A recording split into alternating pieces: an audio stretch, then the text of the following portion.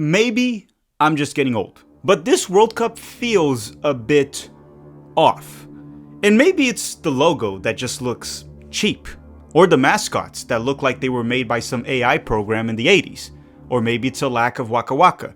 I don't even know if you've heard about this, but Italy is boycotting the World Cup once again. That's how bad it is. And don't get me wrong, when it starts on the field, things will be great. It'll be fun, it'll be enjoyable. It pretty much always is. But it kind of feels weird that the excitement, the build-up to the World Cup is almost non-existent.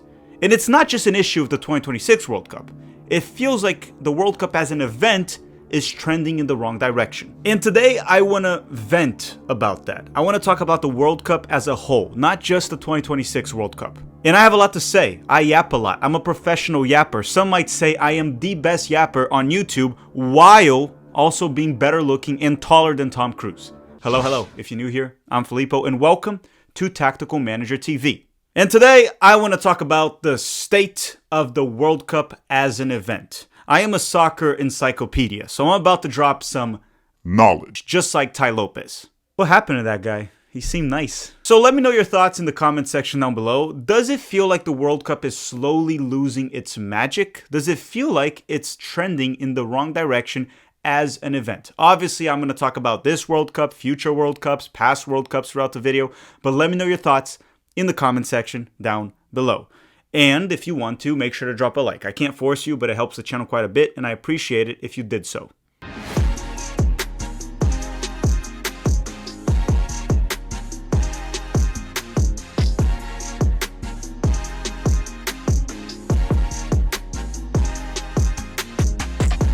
Okay, so before we actually talk about the 2026 World Cup and future editions, I want to go back to the past so you guys can understand where we were and where we are now. So in my opinion, and you guys can let me know in the comment section if you agree or not, the last World Cup that had World Cup vibes and had World Cup aura and a build-up and excitement leading into it was 2014 Brazil. Now, that's not because I'm Brazilian American. It's the reality, right? After that, we had Russia and Qatar, which it felt a little off, a little awkward. On the field, the games were great for the most part, but Qatar had a lot of issues that we're going to talk about very soon. But not just Brazil. 2010 South Africa is one of the most iconic World Cups of all time. Despite the games on its own not being great. Yes, they weren't the best games, but it was an iconic World Cup, a legendary World Cup. 2006 was great. It was fantastic. 2002, great as well. Now, prior to that, I was too young or not born yet to watch it, so you guys can let me know what you think. But I'm mainly going through that. Now you go to 2018. The World Cup itself didn't feel like a World Cup. It was in Russia, a country that does love soccer, but it didn't feel that way. And you're going to say, well, the United States wasn't in that World Cup, so that's why you didn't care. That's not true because Brazil was there. And I can assure you, like even in Brazil, okay, so I'm not just talking about the United States, I'm talking about Brazil where soccer is the number one country. I have family and friends there. And the World Cup seems to be losing some interest. Don't get me wrong, it's still massive there, but it's not the same as it was 10 to 15 years ago. And I'm not talking about when the event happens. When it happens, everyone's watching, everyone loves it. The games have been fantastic in 2018, 2022, but the excitement and the buildup for it, it seems, I'm not going to lie, it seems close to dead. Now, coincidence or not, in 2016, which is kind of like when things changed, right? Infantino took over FIFA. And I think he is he might even be the root of all the problems that we're dealing with right now. Ever since Infantino has taken over, things have gotten worse. And I can't believe I'm going to say this. I actually think Gianni, or I think even Donald Trump called him Johnny Infantino, he's actually worse than Sepp Blatter. I mean, Infantino's the guy that flirted with the idea of making the World Cup every 2 years. That would literally destroy the prestige and what is so massive about the World Cup, that it's so unique. It's every 4 years, so players don't get an opportunity to play in it all the time. You don't get an opportunity to watch it all the time. That's what makes it so special. He wanted to make it every 2 years. This is also the guy that made a speech in Qatar talking about how he felt gay because people were talking about discrimination in the host nation. This is also the guy that compared himself to the migrant workers in Qatar. I believe some of them died and a lot of them didn't get paid, allegedly. And he compared himself to them because he was talking about how his family migrated from Italy to Switzerland. I just don't really have many good things to say about Infantino. The guy is essentially driven by nonsense, lies, greed, and politics. So I just don't have many good things to say about him. And I firmly believe that even though FIFA had already corruption scandals and a lot of issues prior to Infantino, I think things are getting worse. So why don't we talk about the 2026 World Cup? Because it's very important, very relevant, and it's just, as I said, it's getting worse. So the 2026 World Cup. Many people are going to say it feels off, it feels wrong because it's expanded. We went to 48 nations. The previous edition was 32. Well, guess what? That has happened multiple times. The World Cup went from 12 to 16, 16 to 24, 24 to 32. So that has happened many times throughout history, and the World Cup has actually grown in popularity. I don't have much of an issue with the expansion to 48 nations, okay?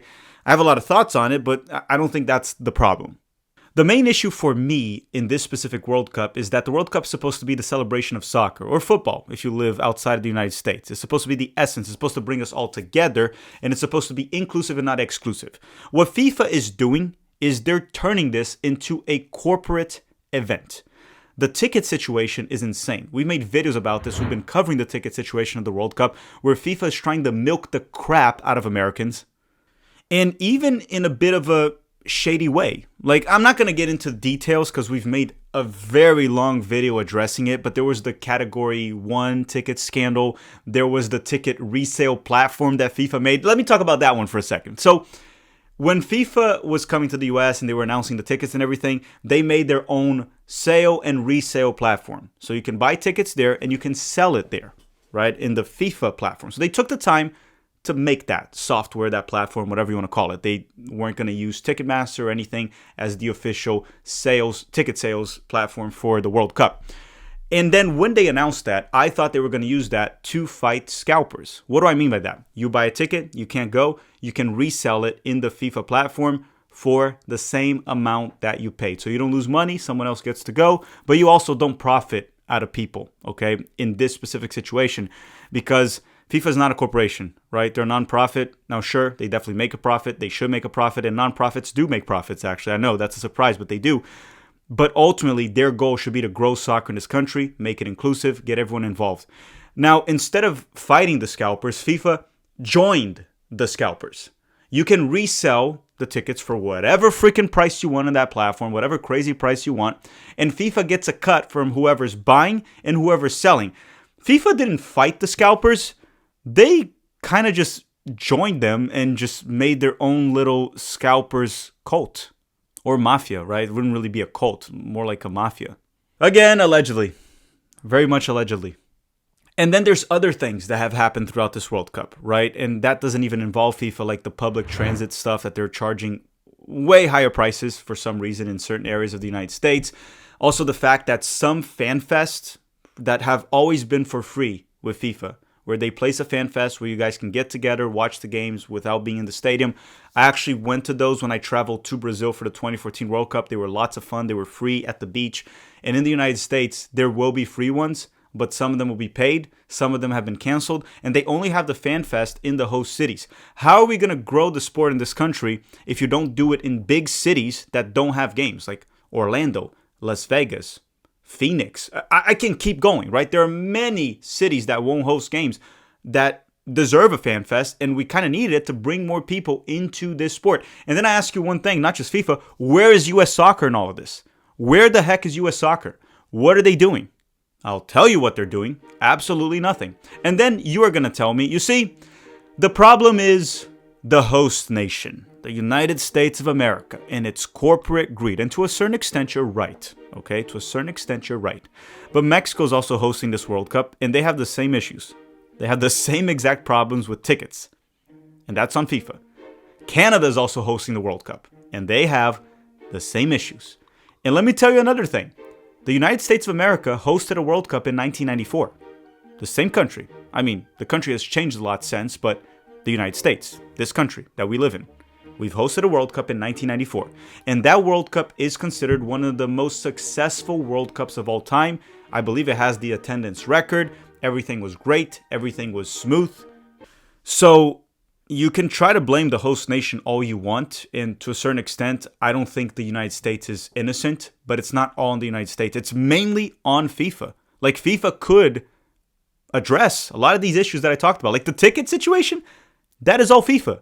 The Fan Fest, all the profits they're making, invest in that. Grow the sport in this country, because over the long run, FIFA will also profit from soccer growing in America. But again, Infantino, politics, greed. The World Cup is starting to lose its essence, what it's meant to be, the celebration of soccer among nations. And instead, it's becoming very corporate. I'm not going to talk about politicized, because it's always been politicized throughout the many decades, but it's becoming very corporate. And that's not just a feeling from myself here in the United States. Like I said, I have friends in Brazil, and they feel the same way. Like the build-up, the excitement is almost gone. Like in Brazil, when I lived there as a kid, when we moved back from California to Brazil for a few years, I remember if it was a World Cup year, people would only talk about that from January all the way to the summer. But that's not happening there very much. Like, people are talking about it, but barely. And then you'll talk to someone that's optimistic, and that person will say, don't worry, the 2030 World Cup will get better. And then after that, you have no idea, Filippo. It's going to be great. It's going to be huge. It's going to be simply incredible. The World Cup's going to bounce back and bounce back big. The 2030 World Cup will be more awkward than ever. You can look this up yourself. This is all true. It's not a conspiracy, okay? This is factual. It's been announced. There are 6 host nations in the 2030 World Cup. Nations from CONMEBOL like Uruguay, Argentina, and I believe Paraguay. And then you have Morocco in Africa. And then you have Spain and Portugal. 6 host nations from 3 different continents. I'm going to explain to you very soon why Infantino did that, which this is not even a theory. You're going to see that it's pretty much factual. But we're going to have 6 host nations in 2030. That World Cup was meant to celebrate the 100th anniversary of the World Cup. So it should have been in Argentina and Uruguay. Okay, that's what should have happened. And you may be saying, why Argentina and Uruguay? Well, because Uruguay hosted and won the first World Cup, and Argentina were the runners-up. Also, Uruguay is a smaller nation. They wouldn't be able to host an event with 48 countries. They wouldn't be able to do it. So you have Uruguay and Argentina that are very close to each other. They're actually borders, right? They host that World Cup to celebrate the 100th anniversary of the World Cup. So FIFA had to include those countries. And then they also put Paraguay. But then you may be wondering, why did they put Spain and Portugal from Europe? And why did they put also Morocco? All in the same World Cup. I'll tell you why. For a while, FIFA has been rotating the continents of where the World Cups are played. So let's go back to 1998 was France. That was in Europe. 2002 was Japan and South Korea, which is Asia. 2006, we were back in Europe. So then they had to rotate. So 2010 was in Africa. 2014, Brazil. Okay, so South America. 2018, back to Europe, in Russia. So then again, 2022, we're back in Asia, because they didn't have one in Asia since 2002. Which means 2026 will be North America. 2030 should probably be South America or Africa. And then 2034, South America or Africa, depending on what you pick for 2030. Then 2038 should have been Europe again. And then we'll be back in Asia in 2042.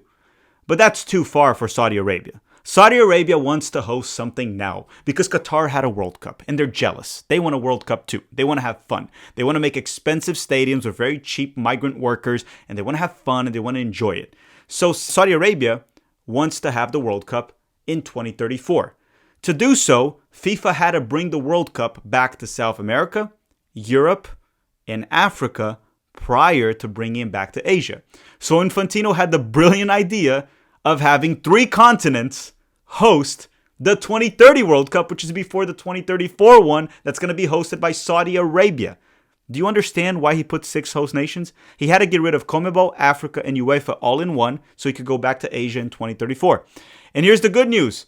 Saudi Arabia, they're going to make stadiums so we can have the World Cup during the summer, which we're accustomed to, which is the end of the season in Europe where most players play, the ones that go to the World Cup. Nope, that's not what's going to happen.